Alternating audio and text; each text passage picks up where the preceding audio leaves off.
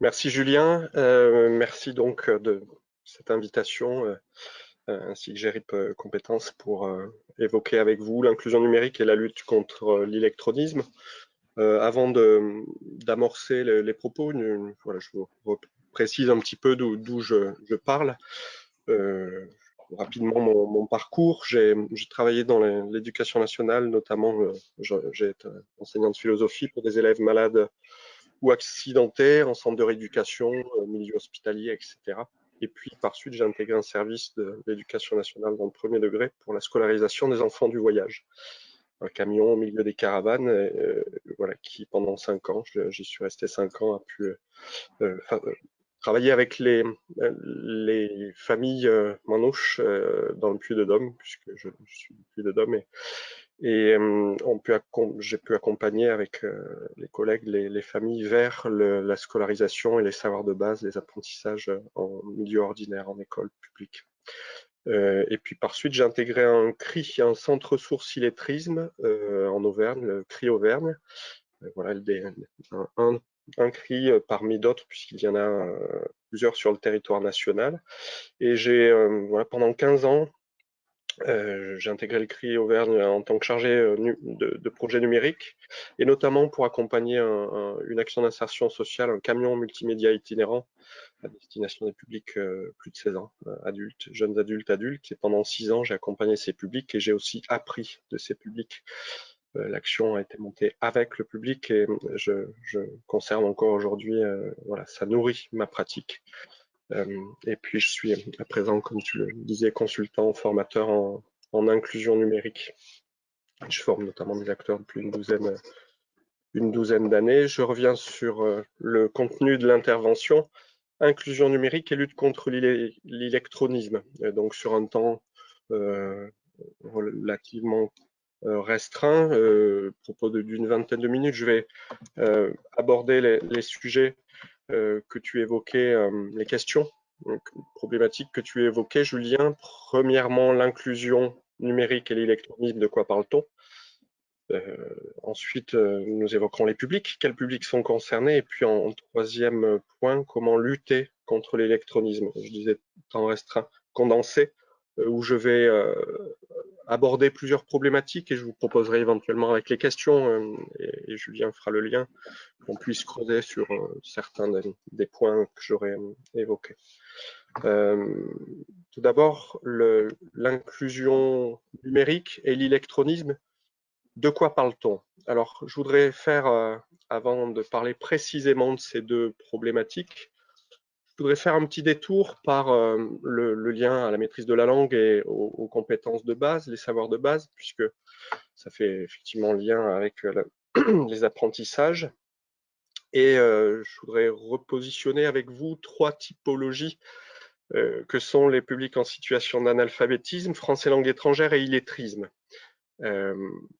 On parle d'analphabétisme pour des adultes qui n'ont jamais été scolarisés. Et pour eux, il s'agit d'apprendre. C'est ce que l'on appelle l'alphabétisation. Ces publics donc qui n'ont jamais été scolarisés ne sont jamais entrés dans un apprentissage, l'apprentissage d'un code linguistique. Et donc, pour eux, il s'agit d'apprendre et d'apprendre à apprendre. Pour des publics dont on dit français langue étrangère, ces publics sont les nouveaux arrivants qui ont été scolarisés dans leur pays d'origine et pour qui il va s'agir d'apprendre une autre langue que la langue maternelle et donc en l'occurrence le français. Ces publics sont donc français langue étrangère. La distinction qu'il y a avec les publics en situation d'analphabétisme, c'est qu'eux ont été scolarisés, sont entrés dans l'apprentissage d'un code linguistique et ils savent déjà ce qu'est apprendre et apprendre à apprendre. Pour les publics en situation d'illettrisme, ces publics ont été scolarisés en France et on parle donc de publics adultes, plus de 16 ans, au sortir de la scolarité, qui n'ont pas acquis une maîtrise suffisante de la lecture, de l'écriture, du calcul, des compétences de base pour être autonomes dans des situations simples de la vie courante. Pour ces publics, il s'agit donc de réapprendre, de renouer avec la culture de l'écrit, avec les formations de base, dans le cadre des politiques de lutte contre l'illettrisme. C'est donc ici ce qu'on appelle les savoirs de base. Analphabétisme, français, langue étrangère, c'est la maîtrise de la langue, et pour l'illettrisme, c'est le lien avec les compétences de base, les savoirs de base. Alors, et l'électronisme. On entend aussi parfois parler d'illettrisme numérique, d'électronisme. Ce terme-là est apparu en 1999, c'est donc un terme plutôt ancien. La première tentative de définition, notamment par Elisabeth Noël, dans le cadre d'un congrès de l'ANSSIB en 2000, les bibliothèques contre l'électronisme, Elisabeth nous disait ceci: l'électronisme est le manque de connaissance des clés nécessaires à l'utilisation des ressources électroniques. On peut recenser deux types de difficultés éprouvées par le lecteur dans l'accès à ces ressources, celles qui sont d'une part liées à la pratique et à la manipulation de ces outils, et d'autres qui sont liées au contenu et à la vérification des informations véhiculées. Je dis tentative de définition puisque nous en avons eu plusieurs depuis, et je dois dire qu'aujourd'hui, on n'a toujours pas de consensus ou de cadre national qui nous préciserait, voilà, de façon précise, enfin qui apporterait de façon précise un cadre de référence. Et en l'occurrence, et je reviendrai tout à l'heure dessus en parlant des publics, c'est parce que cette problématique, l'électronisme, est complexe. On a à la fois déplacé la notion de compétence et en contexte numérique, en territoire numérique, on a complexifié et amplifié, voilà, cette notion de compétence. On va y revenir. Alors, l'inclusion numérique. On a ici une première définition qui nous a été apportée par le Conseil national du numérique, et notamment dans le cadre d'un rapport qui s'appelle Citoyens d'une société numérique pour une nouvelle politique d'inclusion, qui était piloté par Valérie Peugeot. En 2013, ce rapport nous dit: l'inclusion numérique vise à rendre le numérique accessible à chaque individu et à leur transmettre les compétences numériques qui leur permettront de faire de ces outils un levier de leur insertion sociale et économique. Deux objectifs à l'inclusion numérique. D'une part, réduire les inégalités et les exclusions sociales en mobilisant le numérique comme levier de transformation à la fois individuelle et collective. Et un deuxième objectif qui est, que je surligne, développer la littératie pour tous comme référentiel à la fois commun et évolutif de compétences. Oui, le numérique, nous ne ferons que l'apprendre, afin d'inclure au numérique, mais également avec le numérique en tant qu'accélérateur de transformation sociale. L'enjeu, nous dit Valérie Peugeot dans ce rapport, la littératie numérique pour tous est désormais une condition de l'inclusion, et plus précisément de l'inclusion numérique. Alors, Valérie Peugeot est donc dans ce rapport dit que l'enjeu de l'inclusion numérique, c'est la littératie numérique pour tous. Alors allons voir un petit peu de plus près qu'est-ce que cette littératie numérique. C'est un concept anglo-saxon à la base. Interrogeons-nous d'abord sur littératie. Qu'est-ce que la littératie? Eh bien, la littératie, c'est ce qu'il nous faut viser, cette aptitude à comprendre et à utiliser une information écrite dans la vie courante, à la maison, au travail, dans les collectivités, en vue d'atteindre des buts personnels et d'étendre ses connaissances et ses capacités. C'est une définition qui nous a été apportée notamment dans ce rapport de l'OCDE en 2000 et qui nous précise donc ce qu'est cette aptitude, la littératie, et donc ce qu'il nous faut viser en termes de compétences. La littératie numérique, tout d'abord, ce que ça n'est pas. Ça n'est pas une catégorie technique de la littératie. Ça n'est pas non plus la description d'un niveau fonctionnel minimal de compétences technologiques. Ça n'est pas seulement cette visée technique ou technologique et un socle de base minime en termes de compétences uniquement technologiques. Et ça n'est pas seulement le changement de support, à savoir du papier à l'écran, sous-entendu l'écrit papier à l'écrit écran. Quand je dis écrit, l'écrit au sens large. Ça n'est pas seulement ce déplacement-là, j'en parlais tout à l'heure, c'est justement ce qui complexifie la notion d'électrodisme, c'est-à-dire que je disais, on a déplacé en territoire numérique, on a déplacé l'écrit en territoire numérique, on l'a complexifié, et donc on a notamment, en changeant le support, complexifié le rapport à l'écrit, parce que les codes linguistiques que l'on avait appris jusque-là sur l'écrit papier ont été bouleversés et amplifiés, à savoir, s'il suffisait de savoir lire et de savoir écrire, et que la littératie numérique est simplement le déplacement d'un écrit papier à un écrit écran, alors les lecteurs seraient tous en capacité, en compétence d'être à l'aise avec le numérique. Ce n'est pas le cas, on va y revenir avec le public, et c'est aussi précisément parce que ces codes ont été modifiés. On a vu apparaître onglets, URL, liens hypertextes, barre d'adresse, icônes, etc. Voilà, tout un lexique et puis aussi les compétences associées. Alors, cette littératie numérique, quelle est-elle?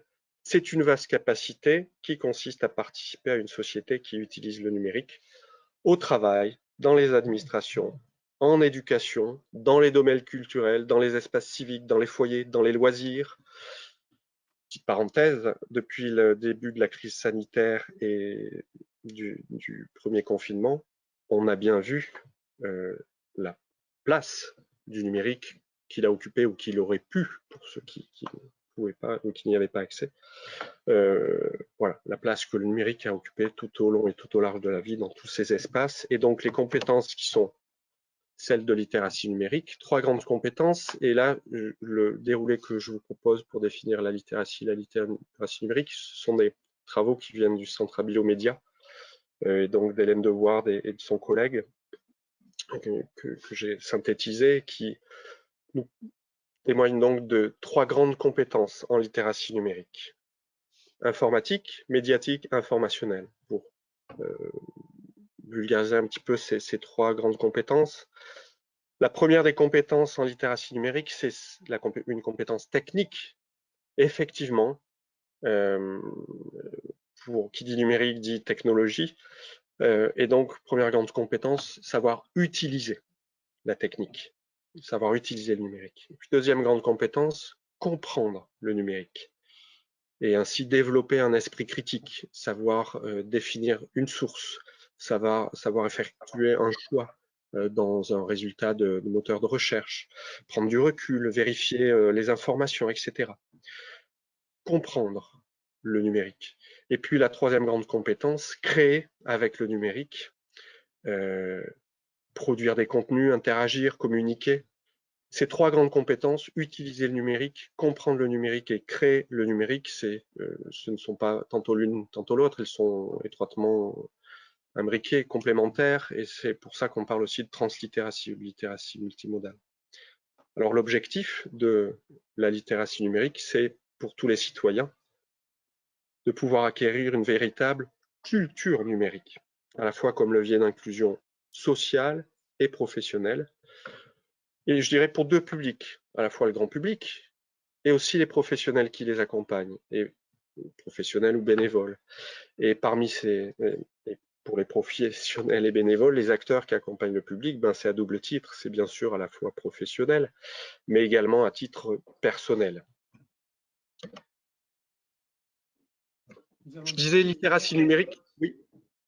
Stéphane, éventuellement, il y a quelques Oui. questions qui arrivent. Il y a une personne justement qui demande, c'est Stéphane, qui pose comme question à Stéphane, si on peut, si tu penses qu'il y a une progression dans les 3 compétences au niveau du numérique. Alors, progression, dans quel sens? Je disais tout à l'heure, ces 3 compétences sont liées, parce que c'est en Voilà, il y a évidemment un préalable qui est technique, à commencer par savoir allumer un équipement. Ça peut nous paraître basique et évident. Pour autant, c'est une compétence. C'est la première, certes, mais c'en est une. Et c'est indispensable, je reviendrai tout à l'heure, dans le fait notamment de préciser au public qui sont éloignés, le plus éloignés du numérique, qu'ils ont déjà des compétences et que savoir allumer un équipement, c'en est une. C'est essentiel que de surligner toutes les compétences, y compris celles qui sont les premières. Alors, une sorte de progression. Une première en préalable qui est technique, bien sûr, mais rapidement ensuite, on a une imbrication, une complémentarité immédiate de ces trois compétences, puisque c'est en utilisant que l'on va devoir alors recevoir, émettre, voilà, pouvoir utiliser un navigateur, par exemple, pour faire une requête et donc la nécessité de le rapport à l'écrit, mais aussi la dictée vocale, hein, et le fait que on puisse et donc rapidement, on est à la fois dans production, technique, adaptation, recul pour savoir si voilà si c'est bien le,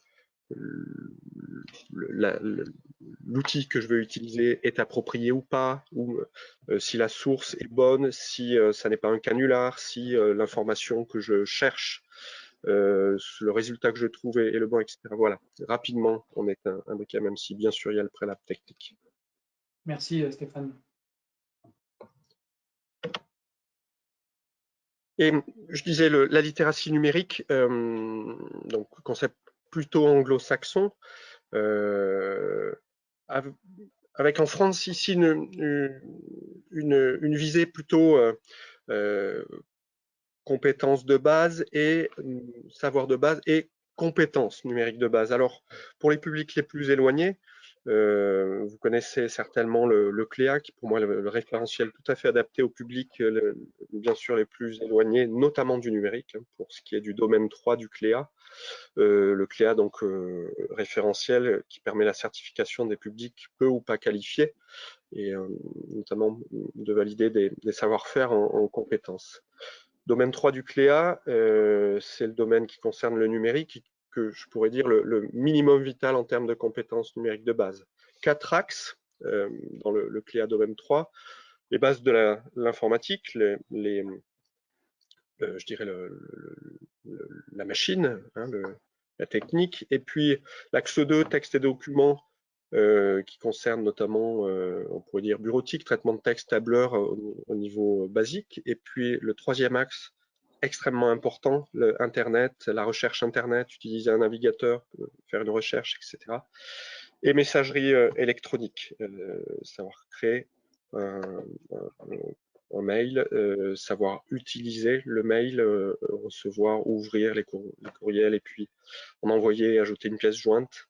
Voilà les bases de la communication électronique. Je reviens sur le 3, l'axe 3, Internet et la recherche Internet, compétences essentielles, transversales à toutes les autres, puisque qui sait faire une recherche Internet peut aussi apprendre bien sûr le numérique, mais apprendre avec le numérique. Alors, je parlais de littératie numérique comme enjeu notamment de l'inclusion et de l'inclusion numérique. La littératie numérique pour tous, vision plutôt anglo-saxonne, mais que le Conseil de l'Europe, notamment dans une recommandation du mois de mai 2018, a repris, hein, dans la recommandation pour les compétences clés tout au long de la vie. Et avec en France ici cette vision par compétences, lecture, écriture, compétences numériques, également apprendre à apprendre dans le CLEA. Il ne s'agit pas de privilégier l'une par rapport à l'autre. Au contraire, et c'est ce que je propose à travers ce diagramme, je précise la source, hein, c'est issu de travaux que j'ai réalisés lorsque je travaillais pour le Centre Sociolettrisme Auvergne, dans le cadre d'une commande de la directe autour de compétences numériques de base et employabilité. Alors, ce que je propose à travers ce diagramme, c'est simplement la complémentarité qu'il y a entre la vision par la compétence numérique de base et la littératie numérique. Il y a complémentarité puisque notamment pour le CLEA domaine 3, on n'a pas immédiatement le volet 2 de la littératie numérique, comprendre l'esprit critique, etc.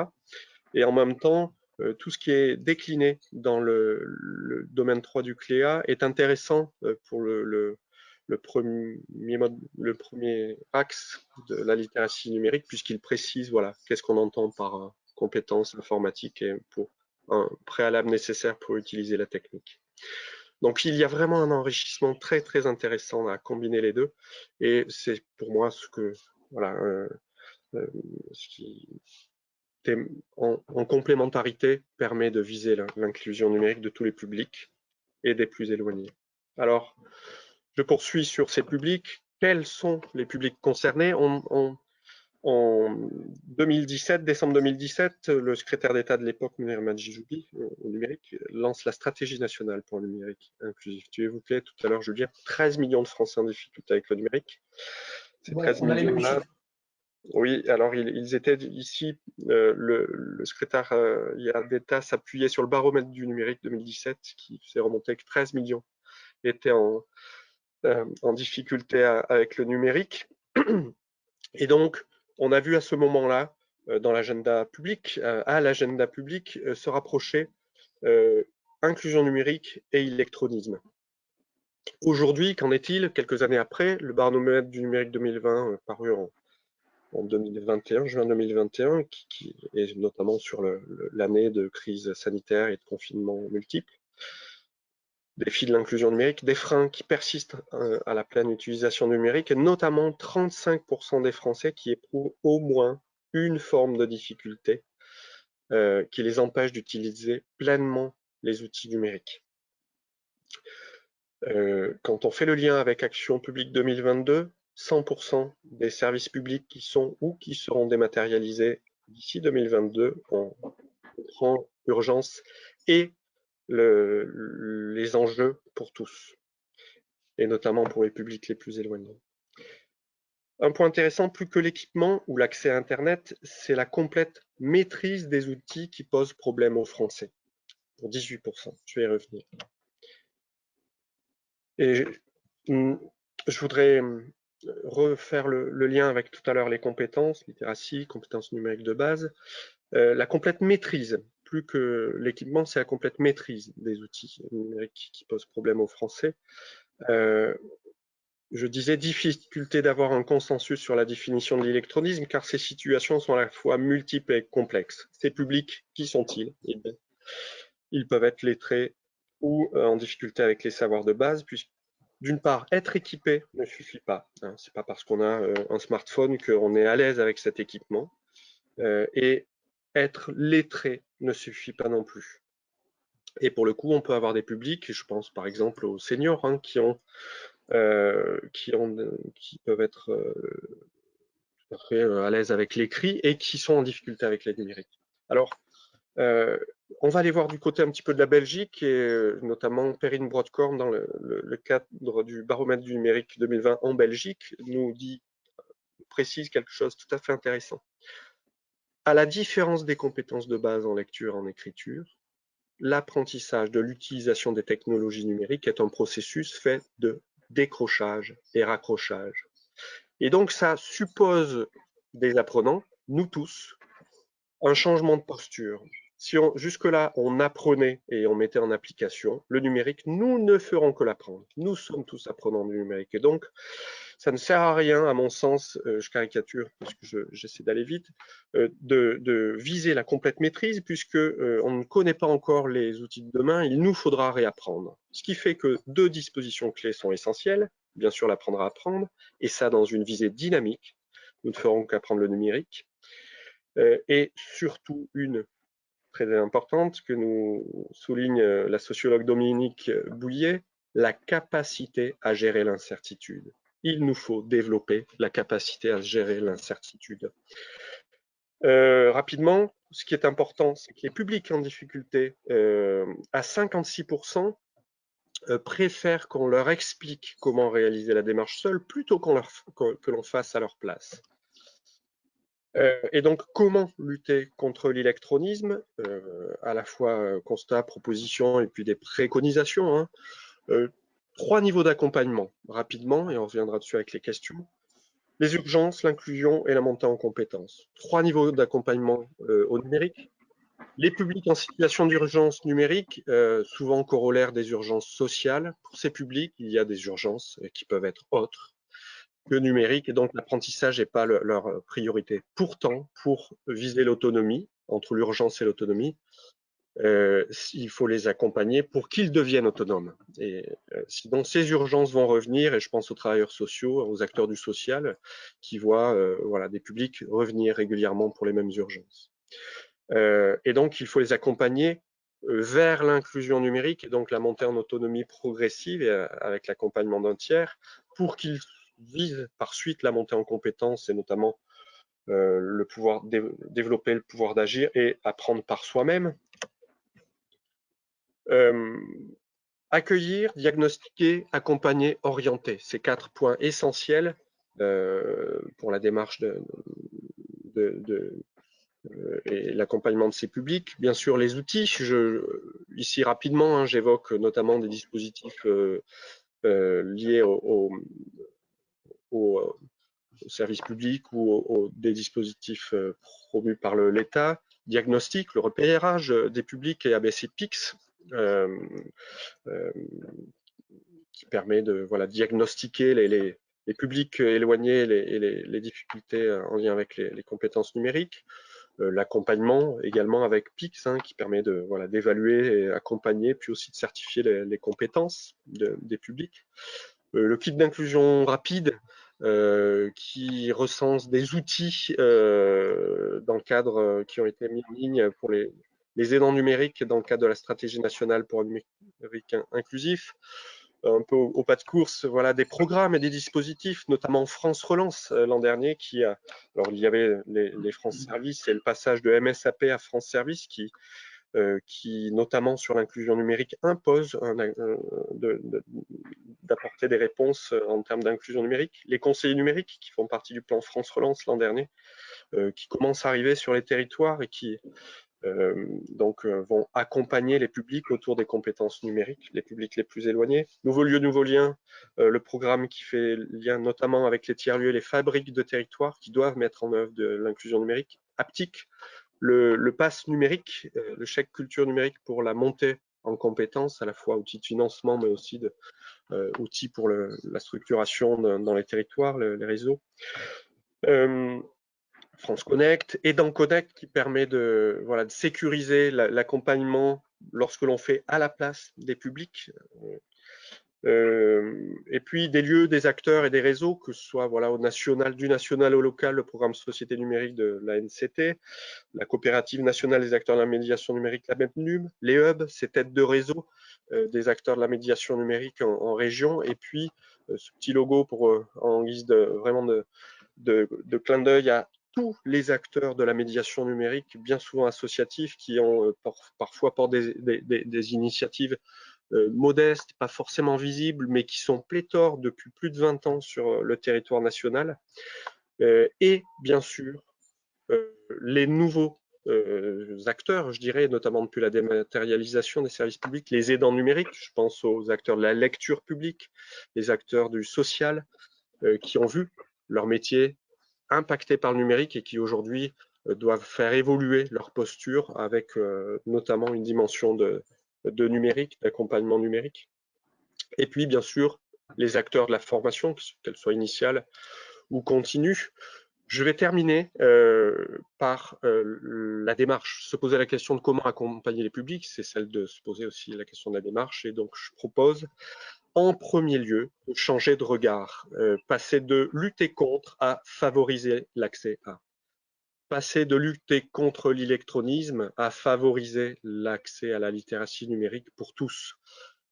Rabelais nous disait, l'homme n'est pas, l'enfant il disait, mais j'ai élargi à l'homme, n'est pas un vase que l'on remplit, mais un feu que l'on allume. Alors ça fait lien avec les démarches pédagogiques ou andragogiques, la présomption de compétences essentielles pour favoriser, susciter l'envie d'apprendre, repérer des savoir-faire auprès des publics les plus éloignés, pour valoriser des compétences déjà présentes et non celles manquantes, afin de restaurer l'estime de soi pour susciter le désir d'apprendre. Et donc tenir compte des envies, pas seulement des besoins. Les besoins sont souvent ceux des tiers. J'ai besoin d'utiliser un mail, mais est-ce que j'en ai envie? Et donc c'est parfois en allant du côté des centres d'intérêt personnels, faire un pas de côté pour développer l'envie d'apprendre, le pouvoir d'agir, et donc la capacitation, ce que l'on appelle la capacitation. Et ça nécessite de nous de changer de posture. Et donc, pour ce qui est de la formation, ben, je propose, et cette proposition est basée sur des travaux de Philippe Carré, notamment, passer de la formation à l'apprenance, les uns et les autres, dans la formation, mais aussi dans le travail social, dans la lecture publique ou autre. Passons voilà, de la formation à l'apprenance, accompagner le public autour de ces 3 thèmes: vouloir apprendre, savoir apprendre, pouvoir apprendre. Vouloir apprendre, susciter l'adhésion et la motivation à apprendre. Savoir apprendre, accompagner l'apprenant à être au centre de ses apprentissages. Favoriser l'apprendre à apprendre, l'auto-formation avec le numérique et aussi vers le numérique. Et puis pouvoir apprendre, l'importance du contexte d'apprenance guidé par l'envie pour nourrir le besoin. Je vous remercie. Merci Julien, merci Stéphane pour cette intervention qui était relativement complète dans un temps imparti assez restreint. Je te remercie. Merci à toi, je vais demander un petit peu. Mais... Non, mais bon, écoute, c'est toujours, quand on est passionné, on a tout le temps tendance un petit peu à déborder.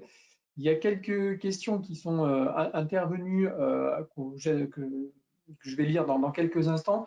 Ce que je voulais enchaîner en vous montrant un petit peu comment l'outil que Gérip met à disposition, la plateforme Gérip Compétences, comment elle peut éventuellement accompagner ces publics en situation d'électronisme. Alors, on va prendre très rapidement 2-3 minutes pour que je vous présente quelques écrans.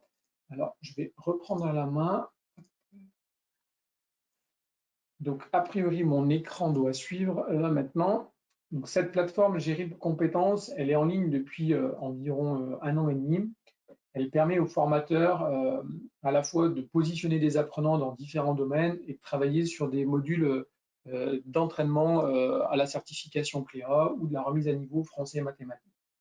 Ce que l'on va observer, nous, aujourd'hui, c'est plutôt les thématiques en lien avec l'inclusion numérique. Donc là, on est sur un espace formateur.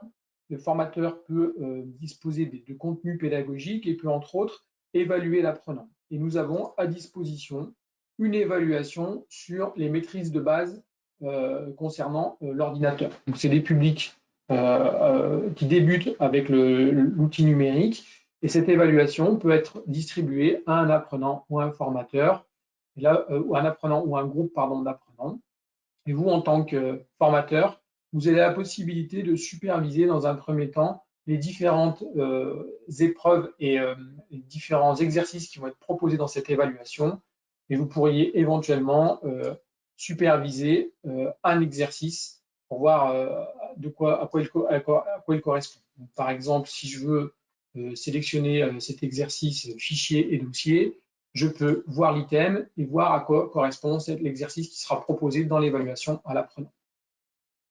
Comme on s'adresse souvent à des publics en difficulté avec l'écrit, toutes les consignes dans notre plateforme sont oralisées avec une vraie voix enregistrée en studio. Donc, si cet outil d'évaluation vous intéresse, vous le distribuez à un apprenant ou à un groupe. Donc, la plateforme est assez simple à prendre en main et vous pouvez ensuite distribuer donc cette évaluation. L'apprenant, dans son espace, reçoit une notification qui l'invite à réaliser cette évaluation. Et en dehors de ces évaluations, on peut travailler l'inclusion numérique à travers un catalogue d'exercices, et notamment à travers la brique d'inclusion numérique, où là, nous avons à peu près 9 heures de travail en auto-formation, présentées à travers 6 entrées pédagogiques. Donc, on reprend ici le référentiel CLEA. Il va s'agir des fonctions de base d'un ordinateur, traitement de texte. Et quand on déploie un domaine, on a accès à des sous-domaines. Donc là, on retrouve le 4e axe tout à l'heure présenté par exemple par Stéphane, donc qui concerne tout ce qui est messagerie. Alors, je vous montre un exemple sur l'exercice ouvrir, insérer une pièce jointe. Donc là, dans mon espace formateur, je souhaite découvrir cet exercice. Je le lance. Donc les consignes sont tout le temps oralisées. Je pense que le son est partagé à distance. S'il ne l'est pas, je vous assure que la consigne est oralisée. On a la consigne qui est rappelée ici. Et on est sur un exercice où on est en mise en situation. On n'est pas sur du déclaratif. Là, il va falloir qu'on ouvre le message. Quand on a ouvert le message, on va ensuite avoir une deuxième question qui va succéder à cette première réponse.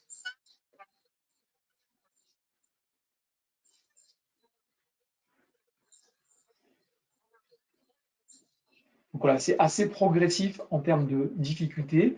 On va avoir une succession d'exercices. On a à peu près une trentaine de questions qui vont être posées à l'apprenant pour la thématique sur l'insertion, ouvrir et enregistrer une pièce jointe.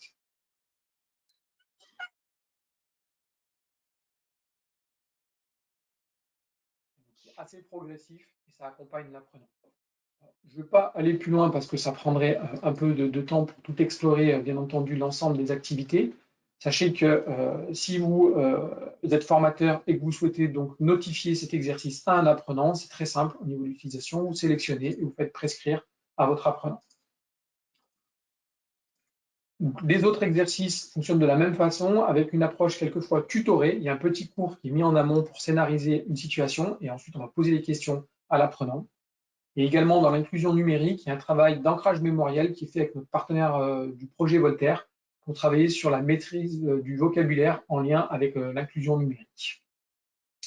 Voilà un petit peu le type de fonctionnement et si vous avez besoin de démonstrations ou d'informations plus précises sur notre plateforme, reprenez contact avec nous par la suite, on le fera directement.